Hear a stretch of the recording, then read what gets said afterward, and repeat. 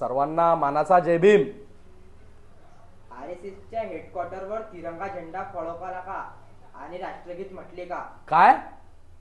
आरएसएसच्या हेडक्वार्टरवर तिरंगा झेंडा फडकवला नाही, राष्ट्रगीत म्हणून तिरंग्या झेंड्याला सलामी दिली नाही, पण मस्जिदीवर तर तिरंगा झेंडा फडकवला आणि मस्जिदीच्या भोंग्यावर राष्ट्रगीत म्हणून या तिरंग्या झेंड्याला सलामी देण्यात आली.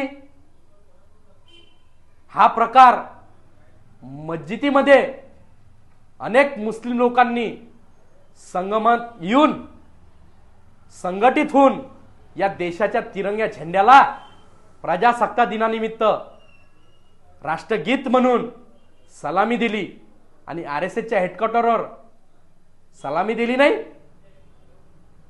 वा रे वा. आरएसएसचं हेडक्वार्टर आणि तिरंगा झेंडा फडकून सलामी दिली नाही. मग काय केलं आरएसएसनी? याचं उत्तर दिलं पाहिजे. जे लोक आतापर्यंत म्हणत होते की मुसलमानांनी पाकिस्तानमध्ये जावे, त्याच लोकांनी आता आरएसएसला विचारलं पाहिजे की ज्या मुसलमानांना तुम्ही पाकिस्तानमध्ये झाडता त्याच मुस्लिम लोकांनी आपल्या मस्जिदीवर तिरंगा झेंडा फडकवला, त्याच मस्जिदीच्या भोंग्यात देशाचा राष्ट्रगीत म्हणून या तिरंग्या झेंड्याला सलामी दिली. मग आरएसएसनी काय केलं? उत्तर द्यावे. उत्तर मागत आहोत आम्ही. या तिरंग्या झेंड्यासाठी आपल्या प्राणाची आहुती देणारे मुस्लिम सैनिक, सच्चे देशभक्त वीर अब्दुल हमीद, बहादूर शाह जफर या तिरंग्या झेंड्यासाठी शहीद झाले. अशफाउल्ला खां या देशासाठी शहीद झाले. या देशासाठी पहिला संस्थानिक राजा टिपू सुलतान शहीद झाला. असे अनेक क्रांतिकारक मुस्लिम सैनिक देशासाठी शहीद झाले. आरएसएसनं देशासाठी काय केलं? मग आरएसएसच्या किती लोकांनी देशासाठी बलिदान दिले किंवा देशासाठी काय केलं? तर आरएसएसनी या देशासाठी काय केलं ते तुम्हाला आता सांगतो. आरएसएसनी या देशात बॉम्बकांड घडवले. आरएसएसनी सगळ्यात जास्त बॉम्बकांड महाराष्ट्रात घडवले. मालेगाव बॉम्बकांड आरएसएस, अभिनव भारत, बजरंग दल आणि विश्व हिंदू परिषदनी बॉम्बकांड घडवले.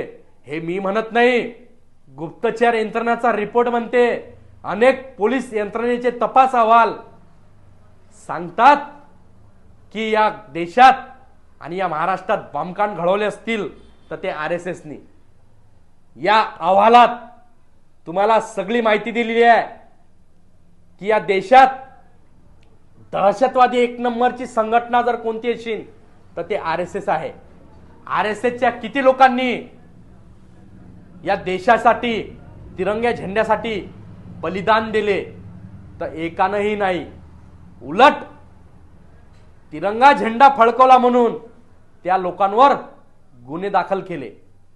हे आहे आरएसएसचा खरा चेहरा. हा आरएसएसचा चेहरा प्रत्येकाने समजून घेतला पाहिजे.